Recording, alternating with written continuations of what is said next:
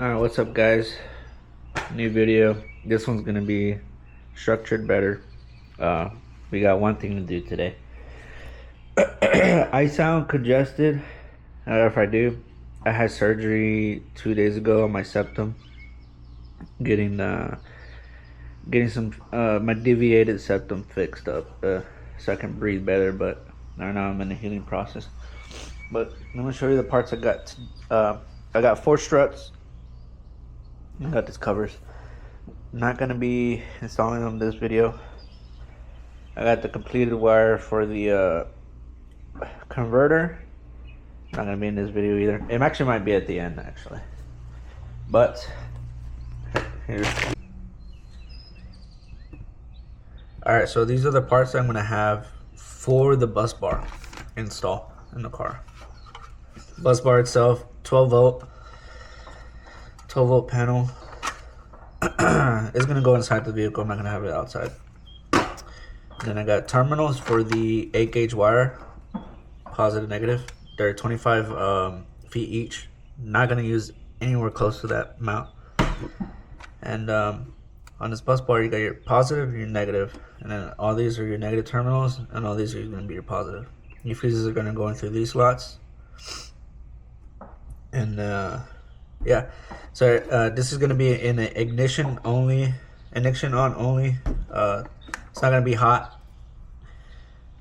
It's not gonna be hot all the time. So I have this relay, 12 volt, 40 amps, and to pair that, I got this 40 amp inline fuse. This is gonna go between the battery and the bus bar. I'll show you exactly where I'm gonna put that in the car, and then I'll show you how I'm gonna wire this up too. This relay, once I turn the ignition on, it'll open up and then allow power from the battery into the bus bar. So these other parts, I got this inline fuse taps. This is more for this, but this was like a backup if I couldn't get this in time. So see if you can see that. Yeah. So they're like circle. So they'll go over it'll go over the glass fuses pretty easily, and then you get one of these taps and you put it in. It's better if I show you than talk about it. But in the car they have ACC fuses, ignition. So you plug that in, and that's literally the easiest way you can tap without cutting into the wire.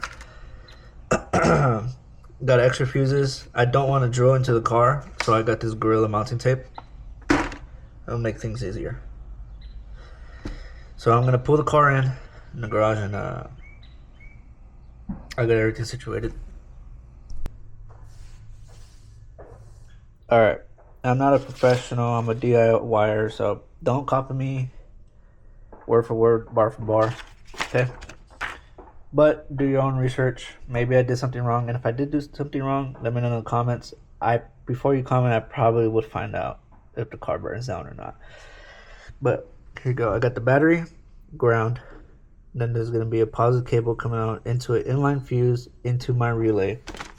And on the Amazon post, it already has the numbers labeled. So this will go from the power source number 30. It shows in here, but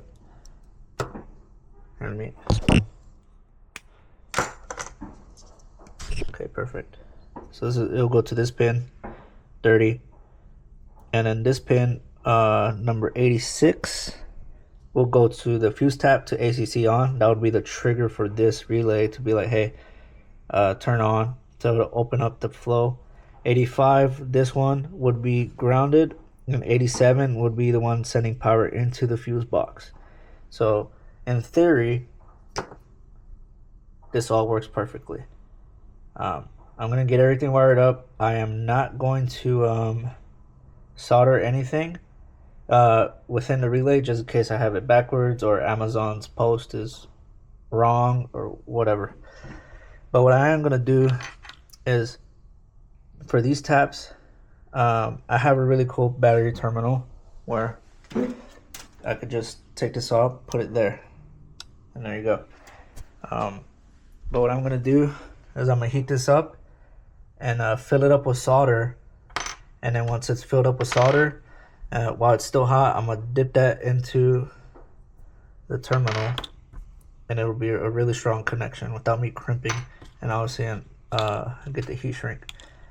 But yeah, that's how. That's the plan, and that's what I'm gonna do. For safe practice, obviously disconnect your negative terminal whenever you're working on anything electrical in this car.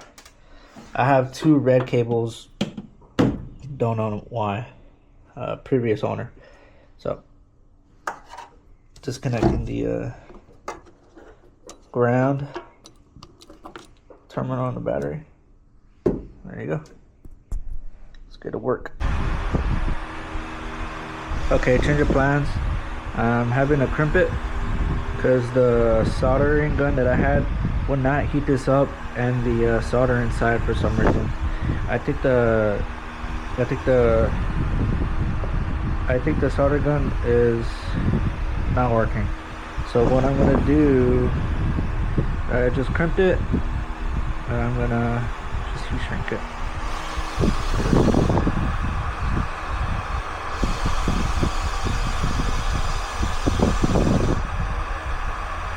Heat shrink looks way too big for what came in the pack. I might have to put a different one.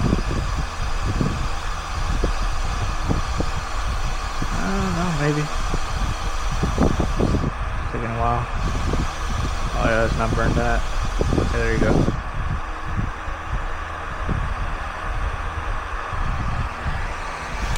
And I got way too hot. Whoops. Anyways, I'm gonna do that for the negative terminal, and then there we go.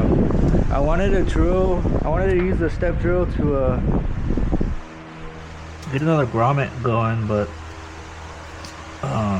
there's a missing grommet right there. I'm just gonna go ahead and use that hole for now, where this green wire is coming out of. And where is it?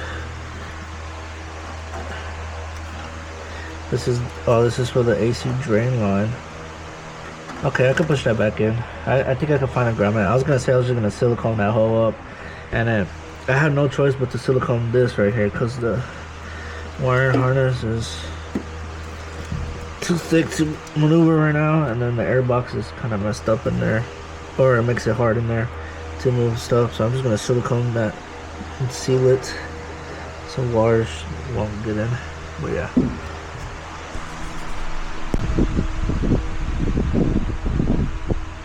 Okay, I'm gonna show you where I'm at. I'm not happy with what's going on right now. I'm sorry if I'm mouth breathing. I'm starting to get congested with blood because of the surgery thing. But every time I walk, my face throbs, so kind of going slow today. I didn't realize that these gauges of wire coming out the relay are smaller. So this one is 12 gauge. The one I'm holding is red, 12 gauge, and so is the blue. The black is ground, and then the white one's going to the fuse tab. I don't have what is this? I don't have 20 gauge wire, so what I did is I got spare wire. I think this is 14. Can't tell. Anyways, the wire coming off of the ground and the fuse tab is bigger, but I think it's okay since the power and ground comes from a smaller wire going to a bigger wire, so I think it's okay. But the okay, so let me show you what I got going on. So I got the 8 gauge coming from the battery into the fuse, and then I got the 12 gauge coming from the relay into the fuse tab. I don't know if that's okay. Hopefully it's okay. I'm sure it's fine. But this red wire coming out the relay that's gonna go into the fuse box.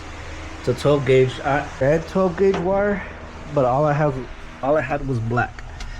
So it's kind of annoying. It's not really color coded. but this 12 gauge wire is going to go into the power side of the fuse box.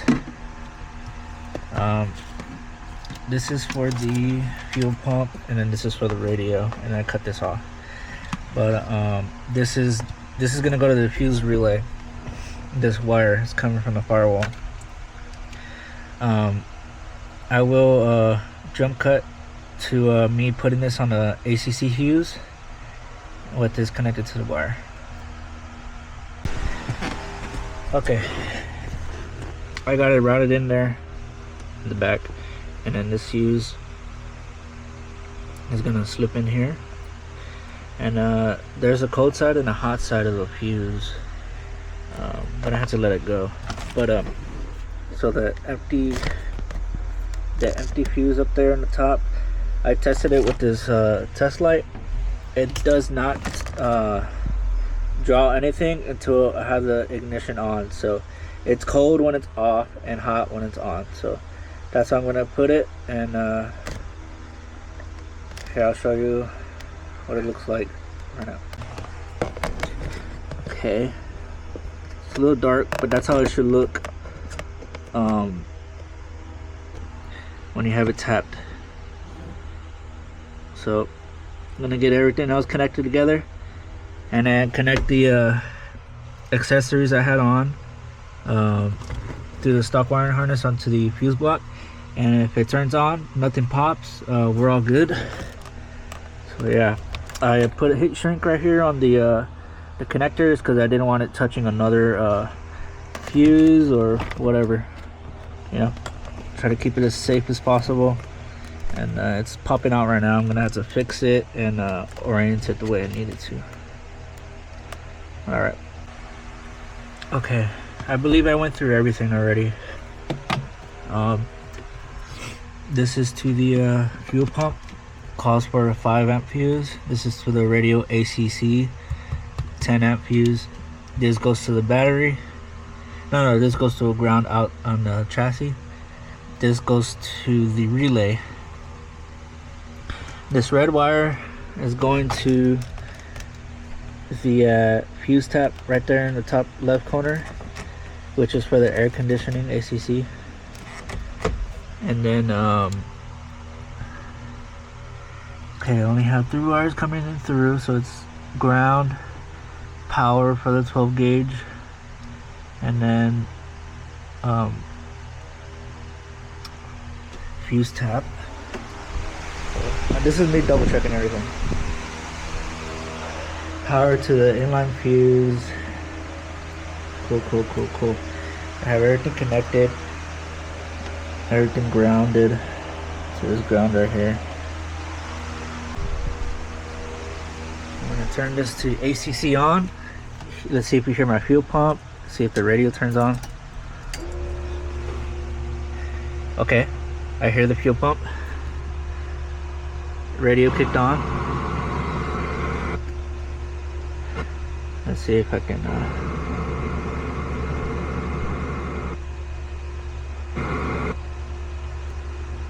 19.5. Alright. Anyways, that works. Everything's working. These fuses didn't pop. I gotta check what that means. It's blinking when I touch it. Maybe I'm grounding it by touching the 2 terminals. I'm not sure. Well, so far everything's working. The fuse pump working. I still hear it kicking on. Fuck. Okay, let's turn it on. Okay. Radio's still on.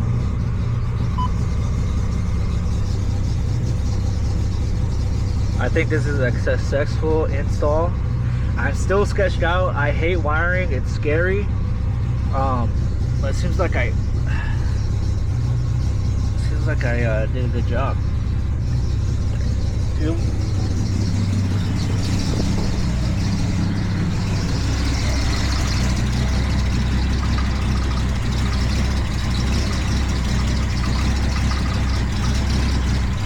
Yeah, everything seems good to me. Well,